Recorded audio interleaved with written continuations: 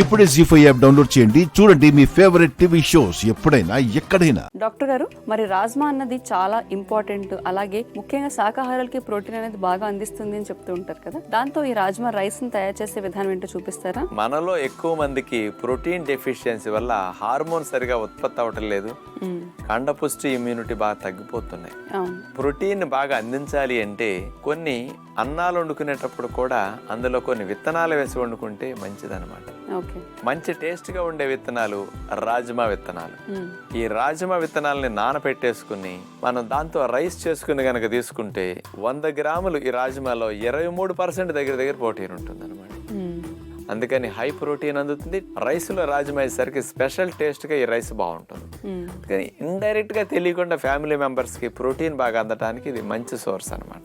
Rajma rice తయారు చేయడానికి కావలసిన పదార్థములు: నానపెట్టిన రాజ్మా గింజలు 1 కప్పు, బాసుమతి ముడి బియ్యం 1 కప్పు, టమోటా పేస్ట్ 1 కప్పు, పుదీనా ఆకులు 1/2 కప్పు, పచ్చిమిరపకాయ చీలికలు 2 టేబుల్ స్పూన్లు, అల్లము తురుము 1 టేబుల్ స్పూను, ధనియాల పొడి 1 టీ స్పూను, సాహీ జీరా 1 టేబుల్ స్పూను, నిమ్మరసం 1 టేబుల్ స్పూను, తేనె 1 టేబుల్ స్పూను, మేగడ 1 టేబుల్ స్పూను, లవంగాలు 4, బిర్యానీ ఆకులు 2, దాల్చిన చెక్క ముక్కలు 2, అనాస పువ్వు 1, పసుపు కొద్దిగా, కొత్తిమీర కొద్దిగా. ముందుగా ఒక చిన్న ప్రెషర్ కుక్కర్ తీసుకుని అందులో నానపెట్టిన రాజ్మా గింజలు సుమారుగా 12 గంటలు నానపెడితే బాగా నానతాయి. ఆ గింజల్ని వేసేసి గింజలు ఉడకటానికి కాస్త నీళ్లు పోసేసి ఆ నీళ్ళల్లో నిమ్మరసం కొద్దిగా తేనె ఈ 2 వేసి ఉడికితే ఆ రాజ్మా గింజల్లో చప్పదనం పోతుంది. తేనె పులు పట్టేసి గింజలు బాగుంటాయి. ఉడికిన తర్వాత ఫిల్టర్లో రాజ్మా గింజల్ని పోసేస్తే ఆ నీళ్ళన్నీ వాష్ చేయటానికి బాగుంటుంది. అలా ఉడికిన రాజ్మా గింజలు మనం పక్కన పెట్టుకుంటాం. ఇక రాజ్మా రైస్ కి మసాలా సిద్ధం చేయటం కోసం ఒక పొయ్యి మీద పాత్ర పెట్టేసి అందులో 1 టీ స్పూన్ మేగడ వేసి అందులో బిర్యానీ ఆకులు 2, అనాస పువ్వు, లవంగాలు, దాల్చిన చెక్క ముక్కలు, సాజీరా ఇవన్నీ మేగడలో దోరగా వేగనివ్వాలి. ఈ మసాలా రోజు మనం అసలు వాడం, ఎప్పుడన్నా స్పెషల్ ఐటమ్స్ లోనే కొద్ది మోతాదులో వాడుకుంటే మంచిది. ఇవన్నీ వేగిన తర్వాత అందులో అల్లము తురుము, అలాగే పచ్చిమిరపకాయ చీలికలు, పుదీనా ఆకులు ఇవన్నీ కొద్దిగా వేసి దోరగా వేగనివ్వాలి. ఇందులో కదుపుకుంటూ మధ్యలో ధనియాల పొడి, పసుపు ఈ 2 కూడా వేసేసి మసాలా అంతా వేగిన తర్వాత కడిగిన బాసుమతి ముడి బియ్యాన్ని తీసుకొచ్చి ఇందులో వేసేస్తాం. ఆ బియ్యం ఉడకటానికి రాజ్మా గింజలు ఉడకగా వచ్చిన నీళ్లను పోసాం, టమోటా పేస్ట్ వేసేస్తున్నాం. ఈ రసంలో బియ్యాన్ని కలిపేసి ఉడికించిన రాజ్మా గింజలు కూడా ఇందులో వేసేసి మూత పెట్టేస్తే చక్కగా ఈ మసాలా అంతా రాజ్మా గింజలు పీల్చుకుంటాయి. టమోటా పేస్ట్ లో బాసుమతి ముడి బియ్యం చక్కగా ఉడుకుతుంది. పొడి పొడిలాడుతూ రాజ్మా రైస్ చూసారుగా ఎంత కలర్ఫుల్ గా సిద్ధమైందో. హై ప్రోటీన్ బాగా పోషకాలు ఉండే రాజ్మా రైస్ సిద్ధమైంది. చూసారుగా డాక్టర్ గారు చూపించినట్టుగానే మనం రాజ్మా రైస్ ని ఎలా తయారు చేసుకోవాలో, మరి రాజ్మాని ఆరోగ్యవంతంగా చేసుకుంటేనే దానిలో ఉన్న పోషకాలు, ప్రోటీన్ అన్ని కూడా మన శరీరానికి అందే అవకాశం ఉంటుంది. డాక్టర్ గారు, మరి బీపీ వచ్చినప్పుడు లేదంటే బీపీ రాకుండా ఉండాలన్నా కూడా ఎలాంటి యోగా ఆసనాలు లేదంటే ప్రాణాయామాలు చేస్తే బాగుంటుందో ఒకసారి చూపిస్తారా? చాలా మందికి బీపీ రావటానికి మానసిక ఒత్తిడి కారణం, కొన్ని రకాల చెడ్డ హార్మోన్స్ కారణం. అలాంటి వాటిని సహజంగా తగ్గించడానికి ప్రాణాయామాలు బాగా ఉపయోగపడతాయి. 3 రకాల ప్రాణాయామాలు ఇప్పుడు చూపించబోతున్నాం. ఈ 3 వల్ల రిలాక్సేషన్ బాగా కలుగుతుంది, ఒత్తిడి బాగా తగ్గుతుంది, బ్లడ్ వెజల్స్ బాగా వ్యాకోచిస్తాయి. బీపీ వెంటనే 15 నిమిషాలు ఇట్లా 10 నిమిషాలు చేసేసరికి చాలా తగ్గటం అనేది జరుగుతుంది. చూడండి ఆ 3 ఎలా చేయాలో.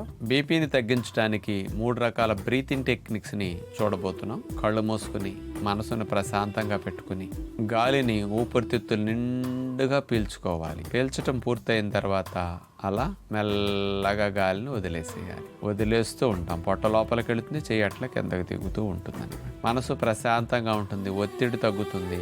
మైండ్ రిలాక్సేషన్లో ఉంటే రక్తనాళాలన్నీ వ్యాకోచిస్తాయి. బీపీ 180, 160, 170 అట్లా ఉన్నవారికి కూడా కాస్త 130, 140కి వెంటనే రావటానికి ఈ రిలాక్సేషన్ బ్రీతింగ్ టెక్నిక్స్ బాగా ఉపయోగపడతాయి. ఇక 2వ బ్రీతింగ్ టెక్నిక్, చేతులను అట్లా పైకి లేపి గాలిని పీలుస్తూ చేతులను చూడండి చాపేస్తాం.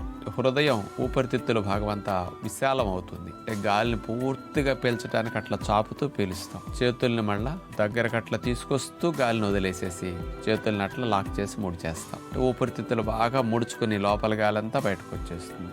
మళ్ళా చేతుల్ని విశాలంగా అట్లా చేస్తూ గాలిని పీల్చుకుంటూ వెళ్ళాలి.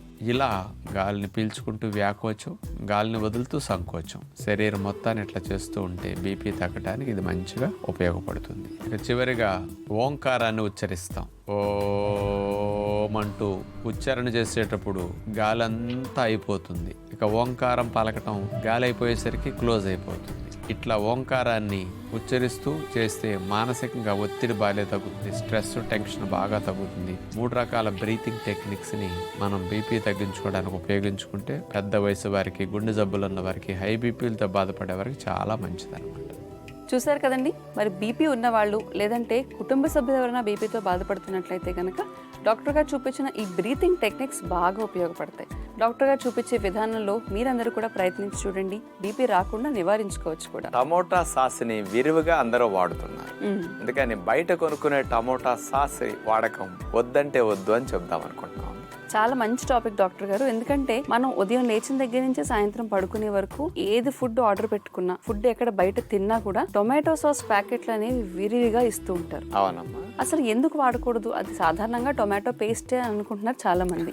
తినడానికి కూడా మరి అంత స్పైసీ లెవెల్స్ ఏమీ ఉండవు, హాయిగానే అనిపిస్తుంది పొట్టకి. మీరేమో ఎందుకు వద్దంటున్నారు? మరి తయారు చేసే పద్ధతి మనకి అనేక రకాల అనారోగ్య సమస్యలు, దీర్ఘ రోగాలు తీసుకొచ్చే విధంగా ఉన్నాయి కాబట్టి లాంగ్ రన్ లో చాలా నష్టపోతున్నాం అందరం. ఇది తెలియక టేస్ట్ గా ఉందని కాసేపు టమోటా సాస్ అంటే ఒకటి టమోటా రసమే కదా అనుకుంటున్నారు. అదే మరి 6 నెలలు 4 నెలలు నిలవ ఉంటున్నదంటే ఏం చేయబట్టి నిలవ ఉంటున్నది? కాబట్టి ఇలాంటి హాని కలిగించేవి తయారీలో వాడతారు. ఏం వాడతారో మీకు తెలియదు కాబట్టి మాంతే మంచిదని అవన్నీ విన్నాక మాకు అనిపించి మీకు చెబుదాం అనుకుంటున్నాను. డాక్టర్ గారు, సాధారణంగా టొమాటో సాస్ అంటే ఓన్లీ టొమాటో పేస్ట్ మాత్రమే ఉంటుంది. మహా అయితే కాస్త ఉప్పు, కాస్త చక్కెర ఉంటుంది, ఎందుకంటే తీయగా ఉంటుంది కాబట్టి అని అనుకుంటున్నాం. ఇవి కాకుండా వేరేవి కూడా యాడ్ చేస్తున్నారా? అసలు అవి ఎంత ఉంటాయో తెలిస్తే భయం వేస్తుంది మీకు. ఇప్పుడు 100 గ్రాముల టమోటా సాస్ తీసుకుంటే అందులో 30 గ్రాములు షుగర్ ఉంటుంది. అంటే 30% షుగరే. గరిటెడు టమోటా సాస్ వేసుకున్నారంటే 2 వంతులు మిగతా ఉంటే 1 వంతు మొత్తం పంచదార అనుకోండి. ఇక అందులో సాల్ట్ అనేది 100 గ్రాముల టమోటా సాస్ కి 11 గ్రాములు సాల్ట్ కలుపుతారు. చాలా ఎక్కువ సాల్ట్. ఎందుకంటే టమోటాలు పులుపుగా ఉంటాయి కదా, పులుపుని కవర్ చేయాలంటే ఏం చేయాలి? సాల్ట్ ఎక్కువ పడుతుంది. అందుకని టేస్ట్ ఉప్పు తీపి కలిసేసరికి పులుపుకి ఎక్కడ లేని రుచి వచ్చేస్తుంది. ఆ రుచికి అలవాటు పడి ప్యాకెట్ల మీద ప్యాకెట్లు, బాటిల్స్ మీద బాటిల్ జనాలందరూ ఖాళీ చేస్తున్నారు అనిపిస్తుంది. కేవలం ఏదో ఉప్పు పంచదార అయితే అన్నిట్లో వేసుకుంటున్నాం కదా, ఎందులో కూడా వెళ్ళింది అనుకోవచ్చు. మనం కూరలు వండుకుంటే కొంచెం పులుసుల్లో ఉప్పు వేస్తాం, పంచదార వేస్తాం, లేకపోతే బెల్లం వేస్తాం, కానీ యాసిడ్స్ కెమికల్స్ ఏం కలపం కదా. కానీ ఇక్కడ టమోటా సాసులో ఎన్ని రకాలు కలుపుతారు కాబట్టి అందుకని వద్దంటే వద్దు అనేది అనమాట. డాక్టర్ గారు, మరి పచ్చళ్ళు కూడా పెడుతూ ఉంటారు, అందులో నిల్వ ఉంచడం కోసమే అంత ఎక్కువగా ఉప్పు వేస్తూ ఉంటారు. మరి టొమాటో సాస్ లో కూడా ఉప్పు బాగానే వేస్తున్నారు కదా, ఇవి కాక మళ్ళీ ఇంకెందుకు ప్రిజర్వేటివ్స్ యాడ్ చేయాల్సి వస్తుంది అంటారు? పచ్చళ్ళు, ఆవకాయల్లో నూనె ఎక్కువ వేస్తారు, నూనె మునిగేటట్టు పోస్తారు. అందుకని ఆ పచ్చడి లోపలికెళ్ళి ఫంగస్ క్రిములు, బ్యాక్టీరియా క్రిములు చేరి పచ్చడిని చెడగొట్టకుండా ఉండటానికి పైన కవచం లాగా నూనె పోస్తున్నారు. అందుకని ఆ క్రిములు నూనెలో దూకి ఈత కొట్టుకుని వెళ్ళి పచ్చడిలో చేరలేవు. నూనె రక్షణ అన్నమాట. లోపల పుట్టకుండా ఉప్పు. మరి టమోటా సాసులో ఆయిల్ పోయారు కదా, అందుకని వెంటనే క్రిములు అటాక్ చేస్తాయి. జీ5 యాప్ డౌన్లోడ్ చేసి అన్ని ఎపిసోడ్స్ పూర్తి ఉచితంగా చూడండి.